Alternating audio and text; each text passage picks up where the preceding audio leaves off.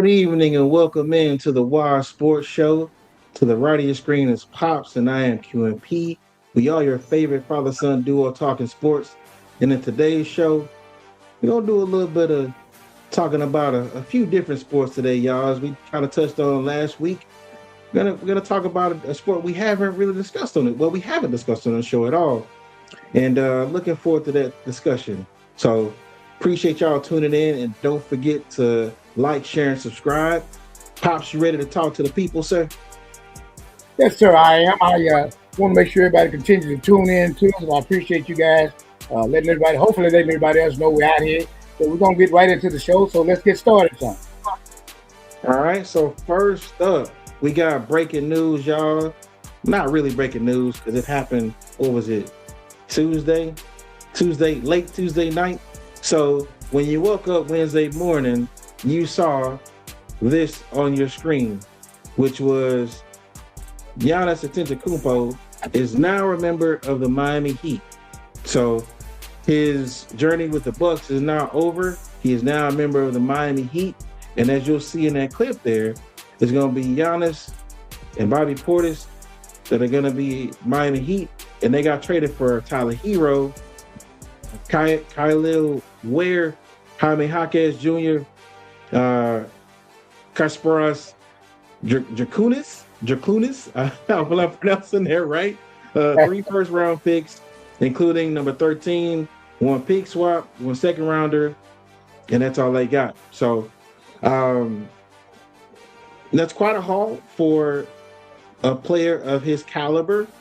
And again, the Giannis Bucks saga is now over.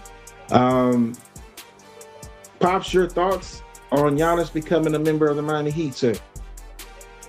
Well, I had some guys that would tell me anyway that he might go to Miami, but they also put in there about the Lakers were seeking him, and I'm not sure about the other team. But with him being a NBA champion with Milwaukee, and then Miami need to get better with what they needed to do. Pat Riley usually is a pretty good trade maker, and so I'm thinking that they can't do anything to make the Miami Heat better. But as far as the status of where they're at right now, they're not going to go too much further unless they do some other things. So we'll see how that turns out. But I think he needed a new address. Understood. And as we both know, that saga was ongoing drama. You know, somebody's lying. You know, as we both know, there's 3 stories. Story that they're telling, story he's telling, and the truth, right? So, you know, again, both of them could be telling the truth about what happened, but whatever the case may be, he's no longer a member of the Milwaukee Bucks. Now, we both know that, you know, he is a great player, right? We know he's a great player.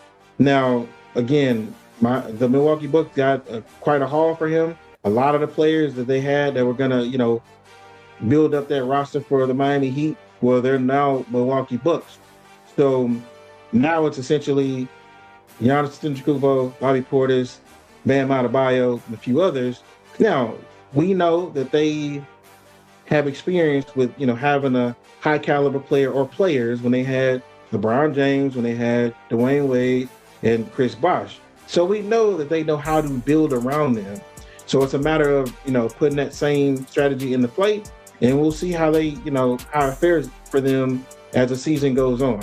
You know, I think that right now they are, you know, a competitive team, but we'll see. You know, obviously we know Giannis and Bam can't do it alone. They got to have supporting players, so supporting cast, you know, around them that fit, that, you know, will allow them to have the spacing they need, you know, to make the type of plays that they're used to making, you know, to be able to get the most out of, you know, each player, both Giannis and Bam. Now, staying with this topic though, Pops, there is some fallout because, as we've discussed before, in games and in trades and all these things, there's a loser or losers, right? Right. And in this case, yo, what up, Akila? What up? Appreciate you tuning into the show. What up? Appreciate you. Thank you so much for the comment. But as we know, as I said, Pops, they are losers. And don't know if you knew this or not, but it was between the Miami Heat and the Boston Celtics, they were both finalists for Giannis Antetokounmpo's services. Now, what you see was offered by the Miami Heat. Well, the Boston Celtics offered up Jaylen Brown and 2 first-round picks, essentially. Let me say that one more time. They offered up Jaylen Brown and 2 first-round picks. Now, if you're looking at what all I told you guys that the Miami Heat offered up to the Bucks, we saw what they wanted. They took basically quantity over quality, because we both know how great of a player Jaylen Brown is, right? So with that being said, with Jaylen Brown, like I said, Boston Celtics are the losers of this. The fallout from this is, does Jaylen Brown still want to be a Celtic? I highly doubt it. And remember, Pops, on the interview or the podcast or something like that, a while back, this was right after they lost to the 76ers. This guy said that this was the best season he's ever had. Now, Jason Tatum was not playing a good part of the season. So Jaylen Brown was the man and showed he could be the man. But when he said that statement about it being his best year ever, in his opinion, I think that sent kind of some shockwaves within that Boston Celtics organization. And they're like, okay, well, and this is not the first time he's been on a trading block, Pops. Right. So right. Do you think Jaylen Brown is going to remain a Celtic, or do you think they have no choice but to trade him because he was, going to be part of this trade package to try to acquire Giannis Antetokounmpo? Well, let me ask you kind of off the regular question. Is Tatum really well, or is he able to be an all season man? Or they got to find that out, because if he's not as well as they say he is, or whatever, if something happens to him, then if they trade your boy Brown or he wants to leave, then that's going to be an issue, because the simple fact of it is, who else do they have to actually be kind of a leader of that team? So I need to find out what's going on with Tatum to make sure he's okay with his own body, because he's getting older. And so I would kind of hold on to make him happy, at least, to try to let him know, hey guys, that's just part of a business. So let's try to deal with it and let's move on from there. Well, my thing, Pops, is as we haven't heard Jason Tatum in any trade talks whatsoever. Right. So that tells me that he is their franchise player.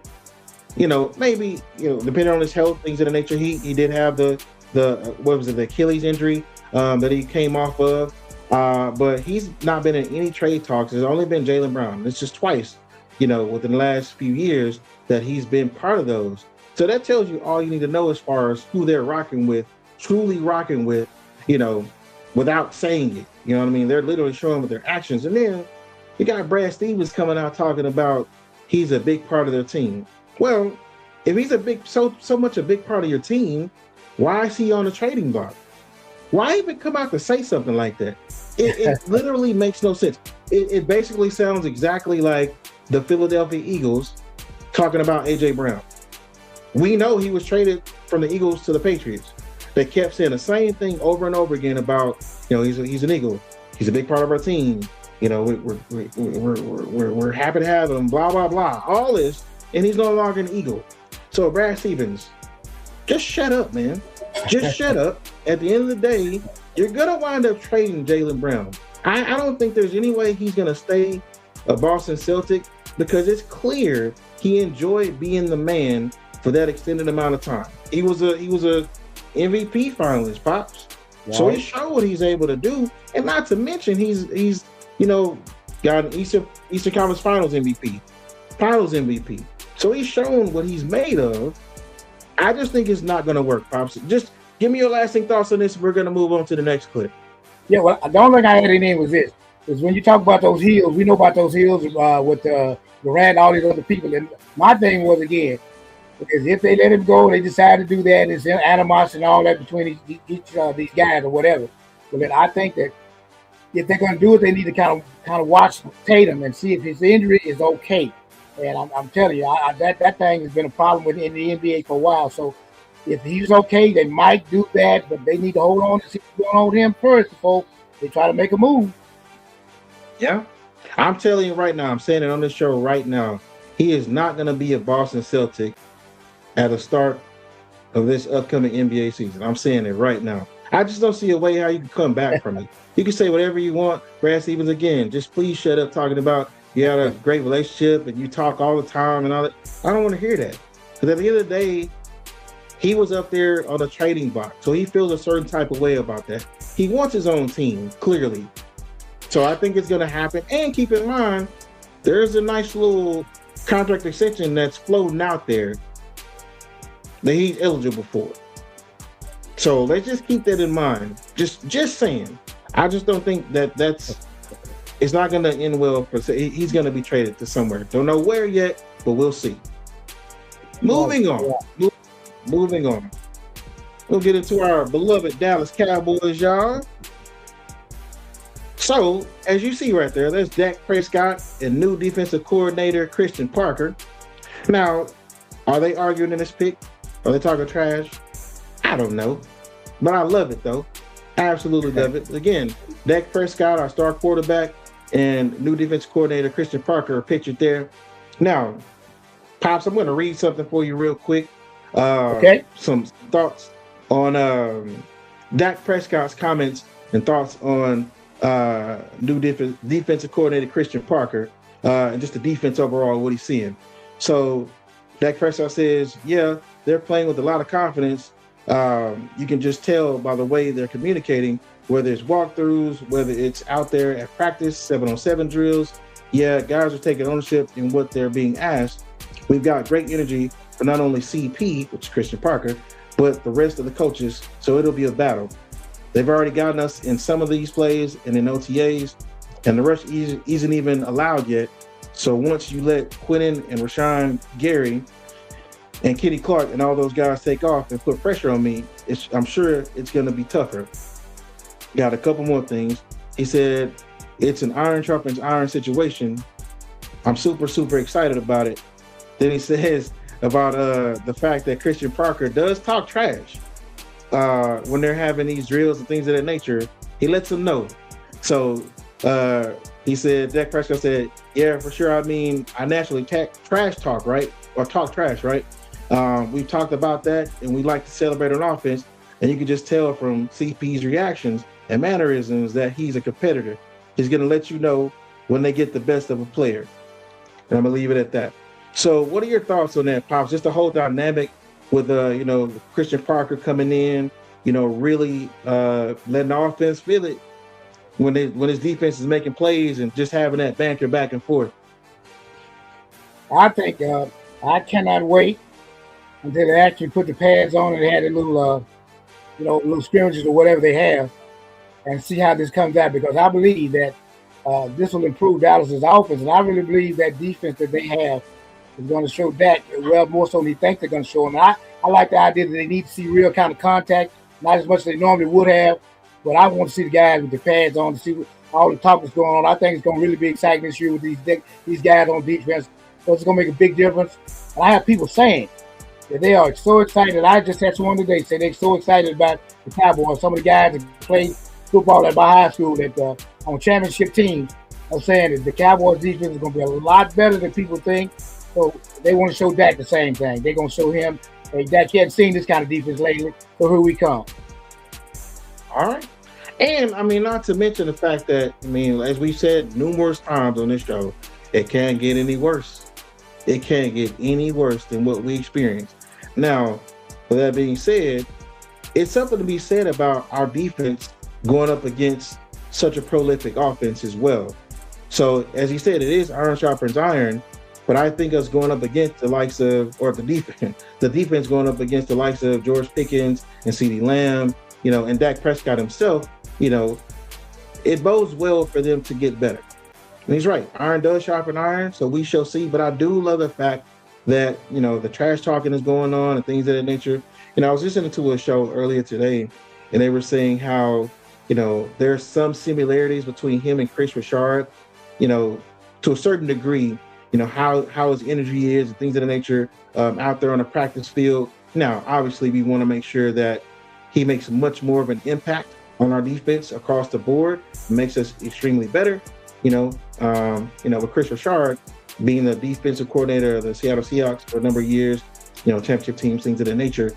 Their defense waned as seasons wore on, and that was based on the declining play of the people they drafted, and losing out on players and things of that nature. They were saying Chris Richard wasn't able to, develop, which Christian Parker is a little bit different. He has experiences across the board with different defensive coordinators, and seems like every stop he's made the defensive backs better. That's his specialty, and that's his main thing, is making the defensive backs better. And we'll see if he's able to make that impact across the board on the defense. Pop, any more thoughts on Christian Parker, sir?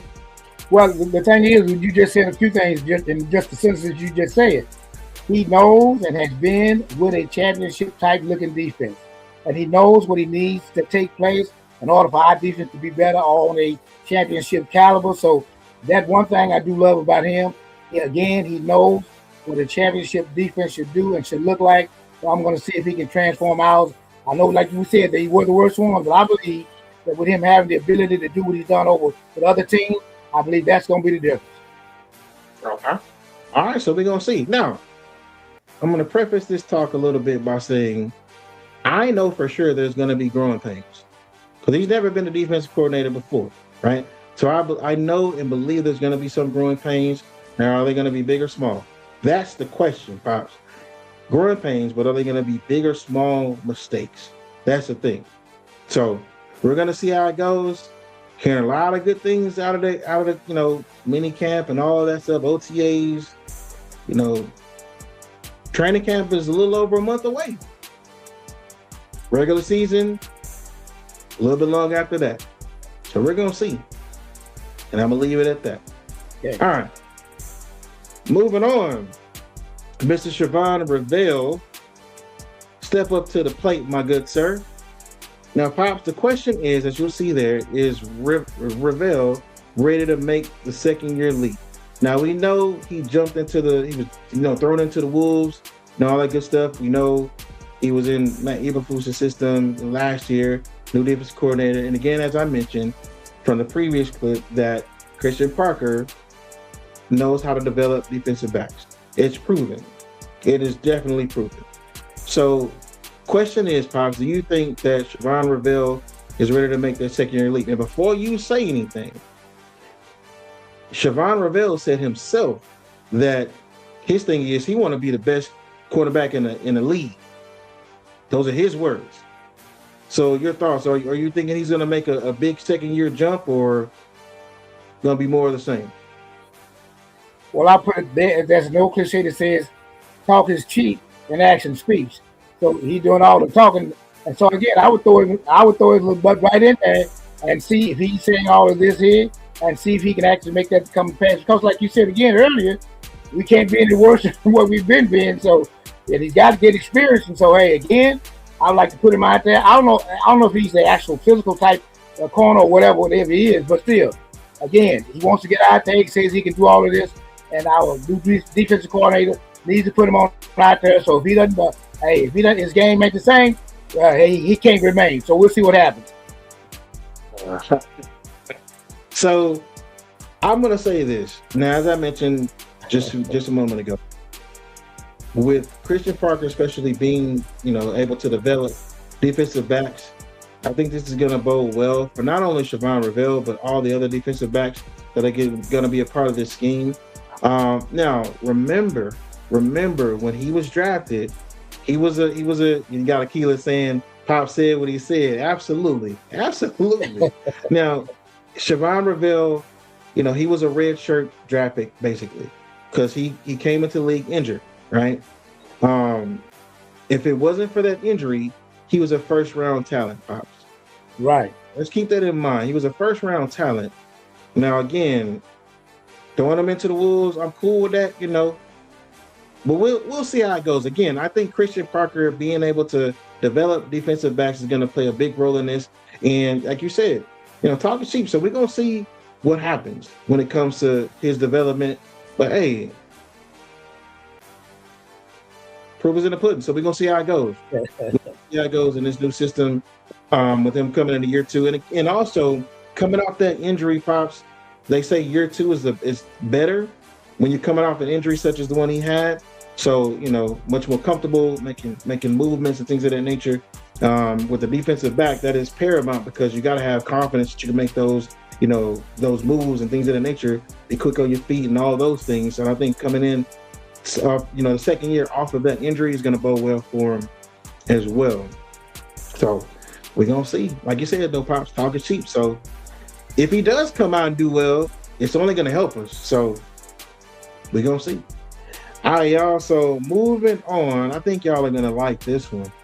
The next two, I think y'all going to like these two regarding our Dallas Cowboys. So let's pull up that clip. And Pops, I'm going to let you have the floor. So you see who's pictured on the left. That is DeMarco Murray, Tony Romo, and Dez Bryant.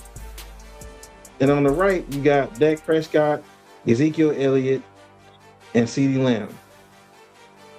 In their prime, which one of these trios are you taking, Pop? Well, sir, it looks like I'm going with the guys on the left, on my left, should I say, because of the fact the accomplishments they have achieved. And I know these guys to the right, Dak and all of those guys, they're all good guys. But the ones that you see right there, Romo and all of those guys, you knew when they went on the field, there was no doubt about it, they wouldn't win. And the amount of games that they won, you always win it to win it, in it to win it. And so that's the thing about them that I saw.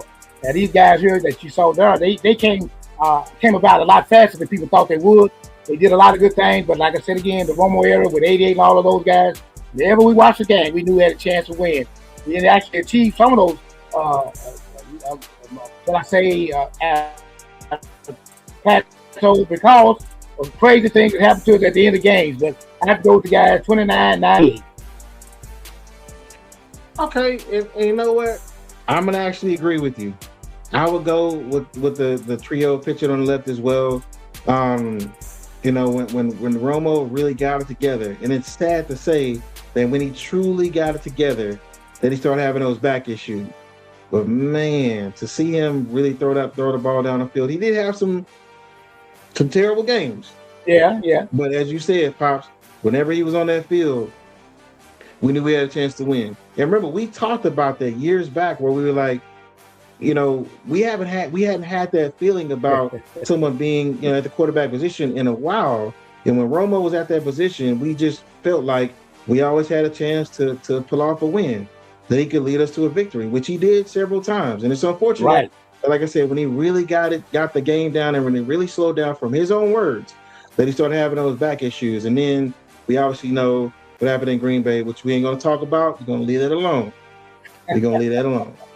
But there's Brian. Shout out to you, my man. That was a catch, brother, by the way. That was a catch. And me and Pops agree. So, who knows what could happen after that, but it was a catch. But anyway, we both going to go with DeMarco Murray, Tony Romo, and Dez Bryant. Understood. All right, y'all. Next clip to end our Cowboy segment for the day. All right, so you see what it says there, Pops. No injuries, and in their prime, who do you bring back? You got listed DeMarcus Lawrence, Leighton Vander Esch, Trayvon Diggs, and Sean Lee. Sean Lee. No injuries, and in their prime, Pops, who are you bringing back to be a Dallas Cowboy? I got to bring back the man on the screen right there in the front. That's Lawrence, right? That is DeMarcus Lawrence. I got to bring him back. I got to have him. That's my man right there. Yes, sir. That's all right. Now, I will say, I'm gonna say Sean Lee. Sean Lee, I think he was a really, really good linebacker. Really made a lot of plays. And again, we're talking about no injuries and in their prime. I'd say Sean Lee, because he made a whole hell of a lot of plays, Pops, during his time as a Cowboy, but injuries did, derail his career. I would say Sean Lee. I would love to bring him back. Again, no injuries and in his prime, definitely Sean Lee. So wherever you at, Sean Lee, shout out to you, brother. Hopefully you're doing well, my man. But yeah, you got DeMarcus Lawrence, and mind you, yet another Cowboy that went to another team and won a Super Bowl. But anyway, alas. So you got again DeMarcus Lawrence. I picked Sean Lee, and we gonna go from there. Now, before we move on to the next clip, y'all, we can drop this clip. We do have some news in regards to Brendan Sorsby, who is now the former Texas Tech quarterback. Pops, you know we've discussed him many times on this show, and the saga continues. So, Brendan Sorsby had his application for the NFL supplemental draft denied. So, and I'm going to read you this. This is from an NFL source. They said his application comes with it a lot of issues, core of the game integrity issues. Now, as you and I have discussed, and matter of fact, we discussed last show, over 9,000 bets placed by this young man. So the NFL is saying, we're not going to give you entry into our league just because. They're really taking seriously the fact that it is a privilege to play in the NFL, which it is. It is. Because as we know, not everybody makes it to the league. Not everybody does. And so what they're saying is your only other shot to get into the league is the 2027 NFL draft. Now, in my humble opinion, I believe that this time frame is going to act as his punishment. You know, because if they would have brought him into if they would have done that NFL supplemental draft, they would have had to give him some sort of suspension or something. There's no way they could have brought him into the league without doing that. Now, with all the scrutiny and backlash that came about when he just got an injunction to play college ball. So I think this time frame to get himself right, all that stuff, I think this time frame between now and the NFL draft, next year's NFL draft, is going to act as his punishment, and then he'll come in fresh. But he has to show, you know, that he's made improvements, because on one of the shows I watched, they were saying, well, NFL players may not trust him. They're going to feel like, okay, if you're playing, are you playing for us? Are you here for us? Or are you throwing the game? Are you doing something to, you know, mess with the integrity? It's a lot of questions there. So, Pops, your thoughts on Brendan Sorsby, you know, having his NFL supplemental draft application denied, and just, you know, what you think about what's going to happen with his future?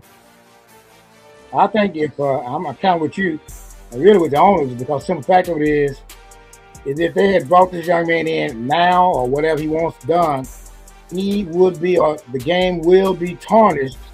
And as you said, there are other players that will probably look at him kind of strange if they're in a close game or whatever, and he did some things or whatever that made it look like.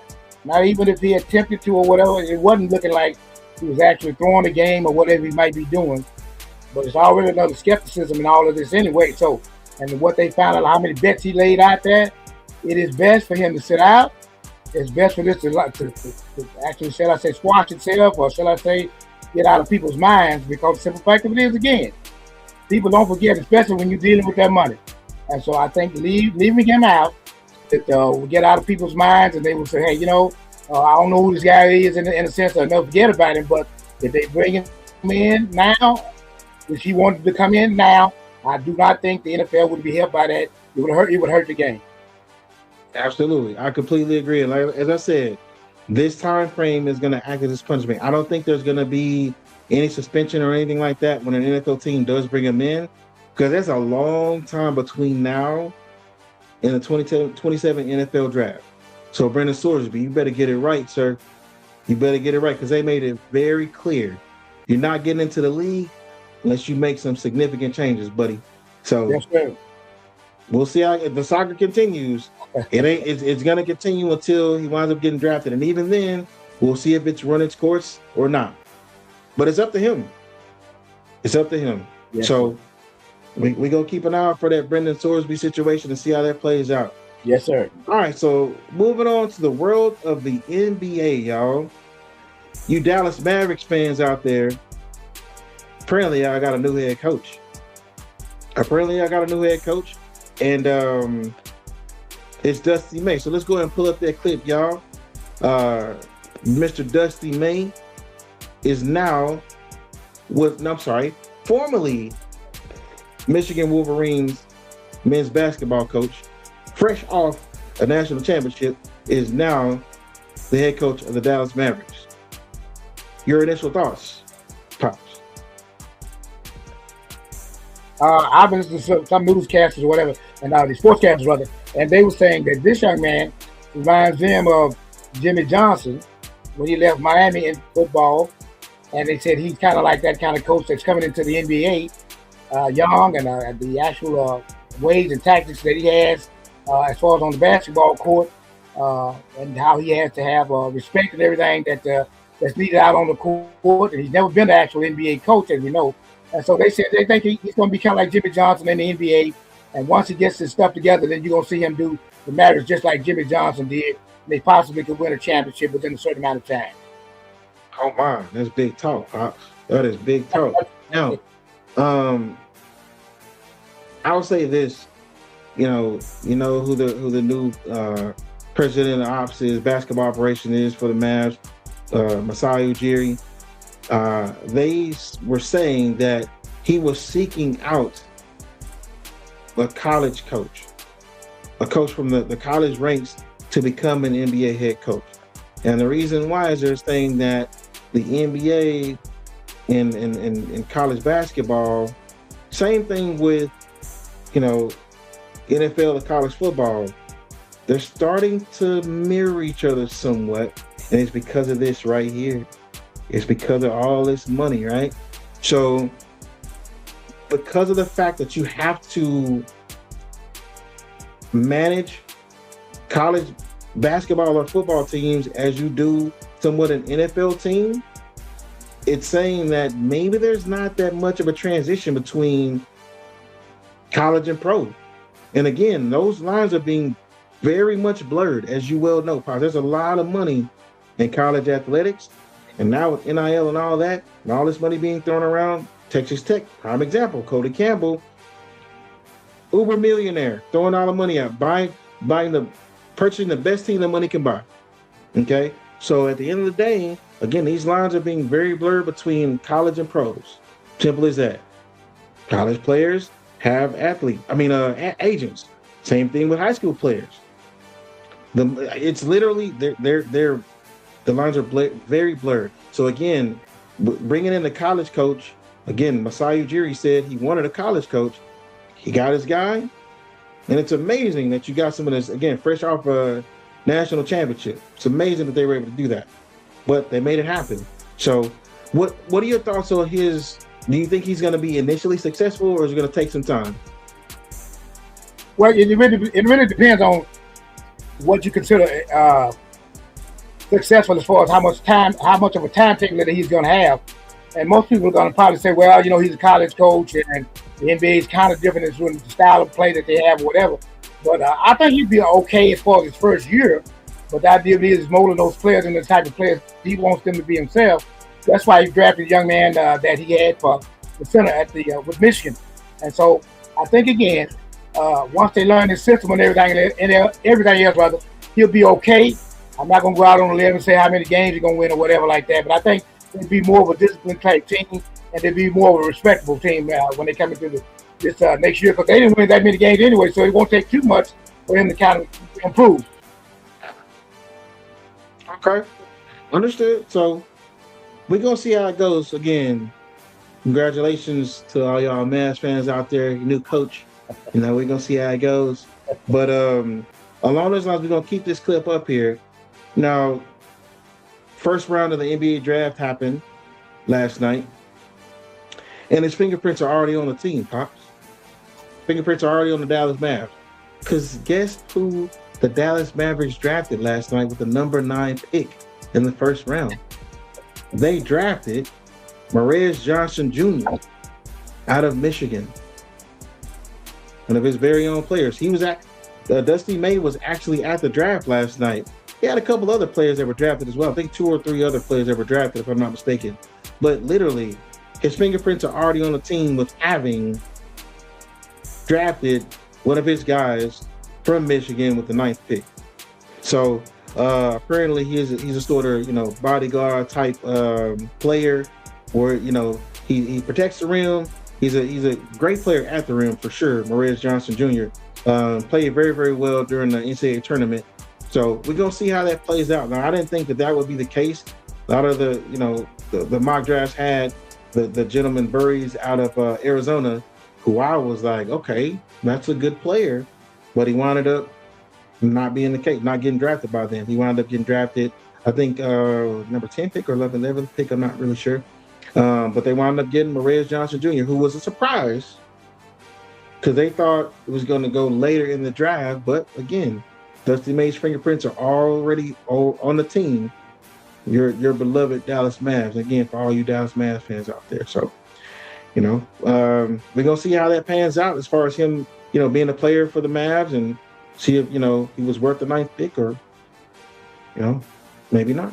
Your thoughts on them picking him 9th overall, Pop? Well, like I said earlier when we were talking about this idea that the young man talked, and he said that the coach knows, exactly what he can do. He knows how to actually utilize his strengths or whatever like that, and he's a disciplined type player for the coaches already. So I'm thinking that he will be a good asset to them, because the simple fact of it is, like he said, him and the coach are already familiar with each other. So we'll see what happens when the season starts. One other small thing I wanted to find out, I know we don't have this in the clip in a sense, but I'm trying to figure out what might happen with Kyrie Irving. I mean, I don't know if you found anything about that in the sense, but real quick about that. You heard anything about him?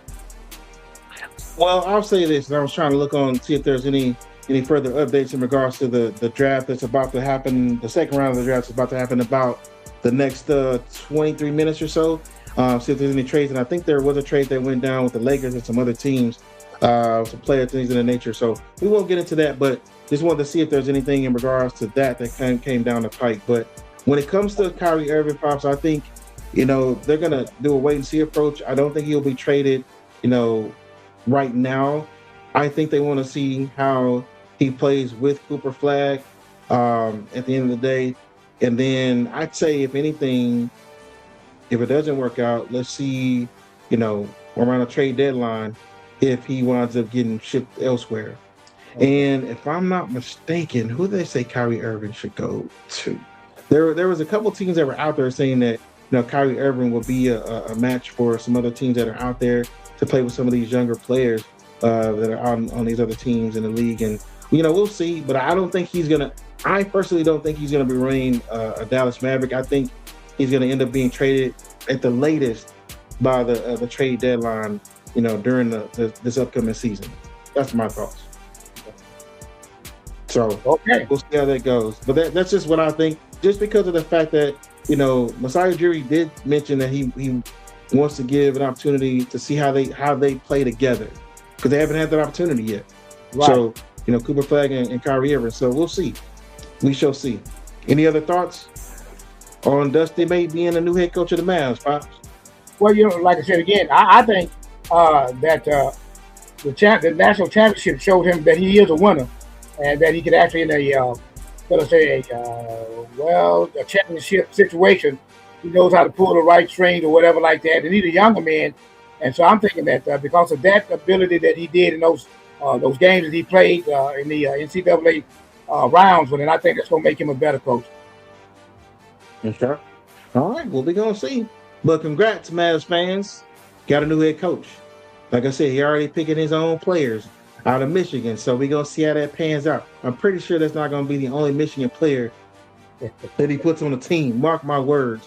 There's going to be another Michigan player. Wouldn't be surprised if he drafted another one in the second round tonight. But we're going to see. We're going to see. But moving on, y'all. Moving on. So this clip right here, Knicks fans are pretty happy about that. They're celebrating a nice little championship. They just won NBA Finals, and you see pictured is Jalen Brunson and Karl Anthony Towns, right? You see the confetti, you see the trophy there, the championship trophy, all that good stuff, right? Well, savor that. Savor this picture right here. Let's go to the next clip. So with this next clip, y'all, I want y'all to understand one thing. With this next clip, is the owner of the Knicks really going to be all in for winning this for repeating, keeping the team intact? And the reason I say this is because you Mavs fans out there, including yourself, Pops, know all about this. You know, when the Mavs when they won the championship, you know, a while back, did they keep the team intact? I can answer that question for you. No, they didn't. They did not, and for whatever reason, I can't explain it. But you give yourself, as we discussed, Pops, you give yourself an opportunity with the same team to repeat. At least give yourself a chance. And if it doesn't work out, okay, scrap it, let's move on. But at least give yourself an opportunity to defend it with the roster you wanted, right? All right, producers, let's bring up this next clip because I want people to see why I'm saying this. So Knicks owner James Dolan says that they won't cross the second apron. Now, as you see in this clip, what their 2025-2026 roster was comprised of. Now, if they hit the second apron, which is never a good thing, but we're talking about trying to repeat as champions. Now, if you hit the second apron, that means you get certain penalties. You get limited free agent signings. You know, you get also restricted trades. You also have draft pick restrictions, and you have higher taxes. Now, again, at least give yourself an opportunity to repeat, you know, to bring that team back to repeat to see what you're able to do. If it doesn't work, understood. Pops, your thoughts again. You know firsthand, being a Mavs fan, and when the Mavs won a championship a while back, and what subsequently happened after that. Well, talk to me. Well, you know, like you said, they have an opportunity to do this again. And when you live in New York, and it has been 50-some years since you won a championship, it is best for him to try to run it back and do what he can to keep the team together. Because, like I said again, the key sentence is it's been 50 years. So you better take advantage of right now and try to do everything you can, because the people in New York will not forget or forgive you if you don't do this. You will live with this another 50 years. So try to run it back with what you got, whatever it takes to do this, try to do that. Because, like I said, you will not live it down in the city of New York. As I said, Pops, that's why I had that other clip up. Savor that picture. Savor that moment. Because what he's talking about, they ain't running it back with that same roster. So, good luck. Good luck. All right, y'all. Next up, this is an interesting topic right here. So, LeBron James, you know, had an interview recently. And during the interview, this is one of his quotes regarding, you know, the basketball GOAT debate, right? Or who's the basketball GOAT. He says, "I'm not taking nobody over me. There's no question." Now, Pops, you've seen numerous NBA players, you know, different eras. So your opinion, no, I think we agree as far as who the best of all time is. That maybe we don't. Now, you know who I feel is the greatest of all times. And yes, I'm a Laker fan. I'm not saying Kobe Bryant. I am saying, as you well know, the initials M and J. That's who I think is the greatest of all time. As you know how much of a fan of Michael Jordan I am, love watching him play, and you know how big of a Kobe Bryant fan I am. But again, have to concede to Michael Jordan. Simple as that.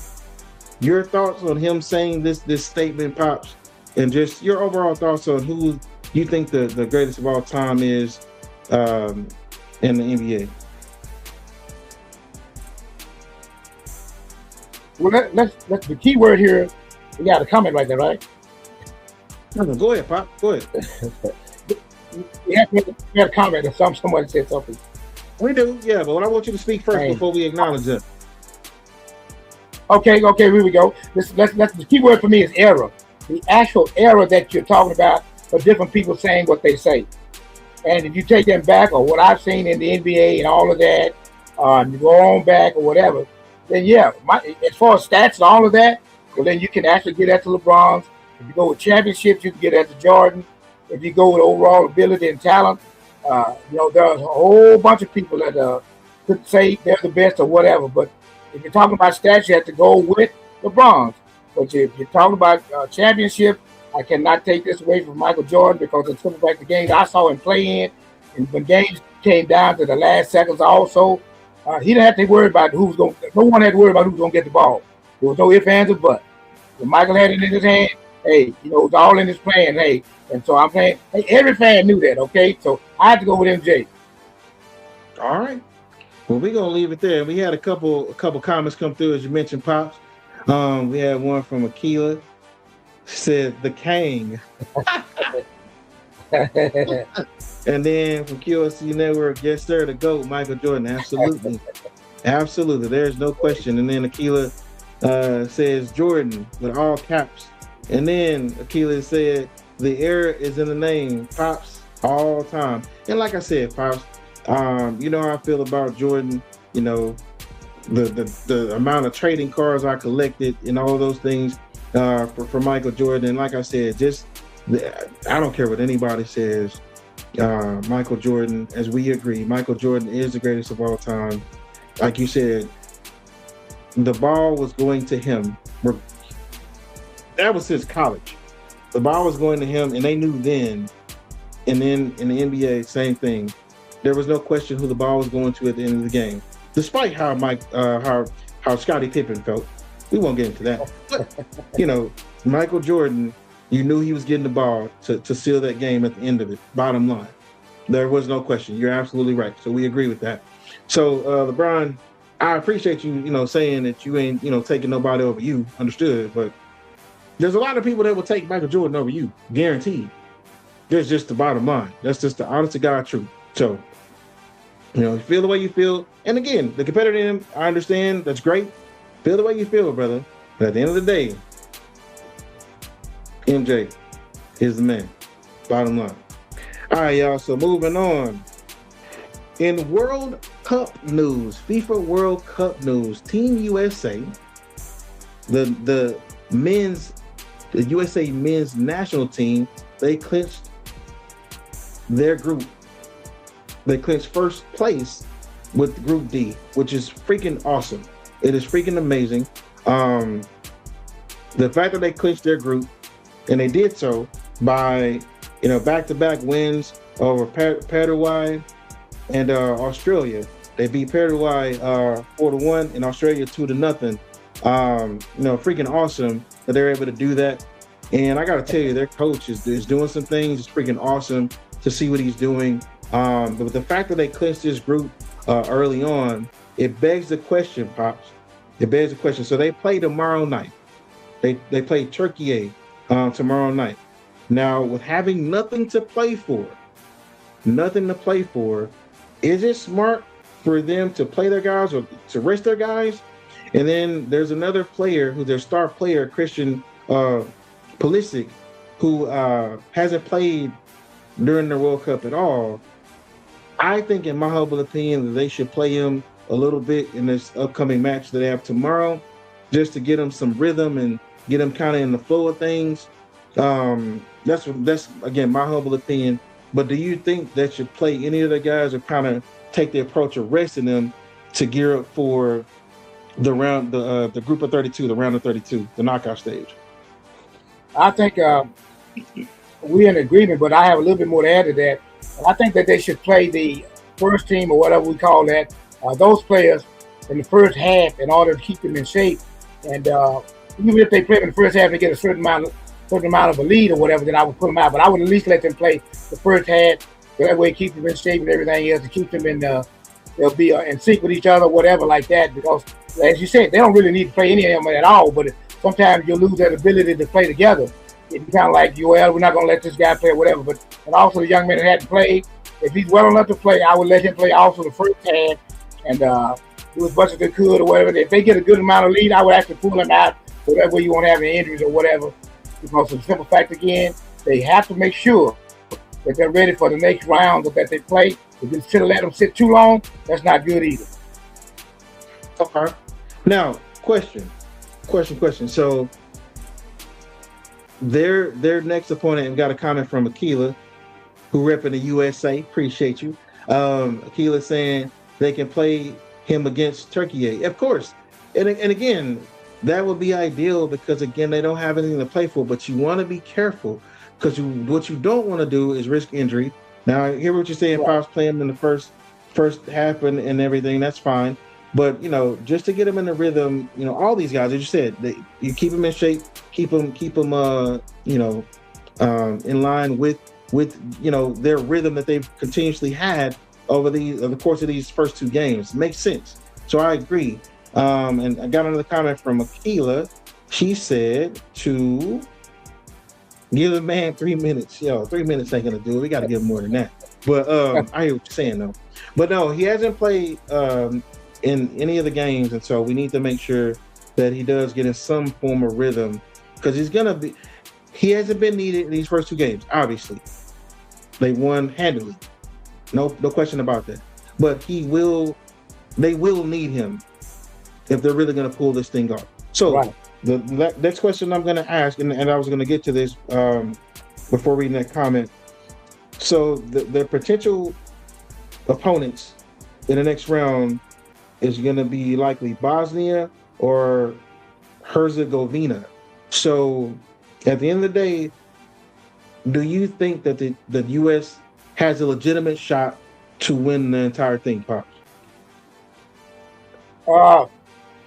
I do, due to the fact that they are on home soil, and that tends to add more of, shall I say, more momentum, or shall I say, a chance to do something that you've never done with a World Cup, especially in your country. So I think because they're here, that gives them a shot at it. And the players they have, they're better players this time around.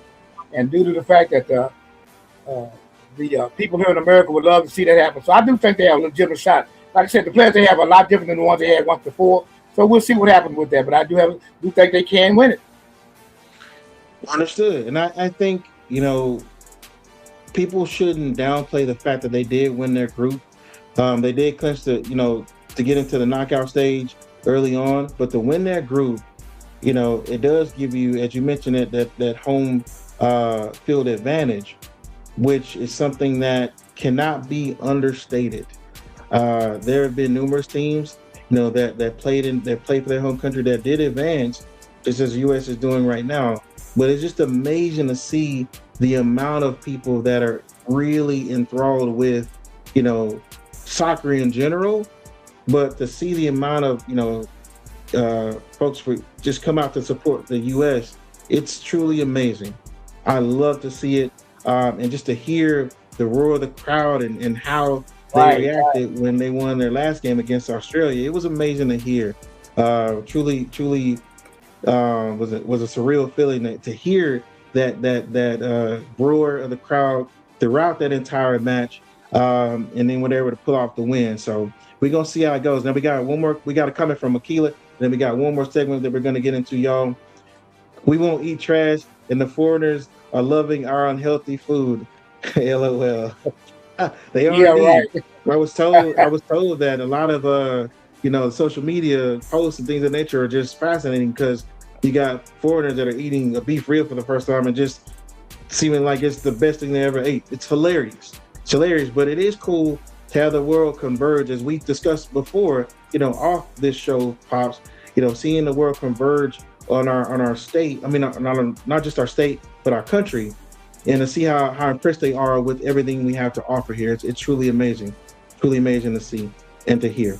We got another comment from Akila. She said it's all over my algorithms. I bet. Now I haven't had a chance to look at all that stuff, but I'm pretty sure it's wild. Now, last segment of the day, y'all. Last segment of the day is our bruh moment of the week. Our bruh moment of the week, y'all.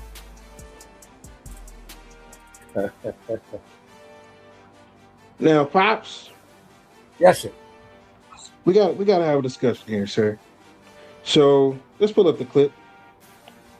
So you got Alaric Jackson, who's an offensive lineman for the Rams.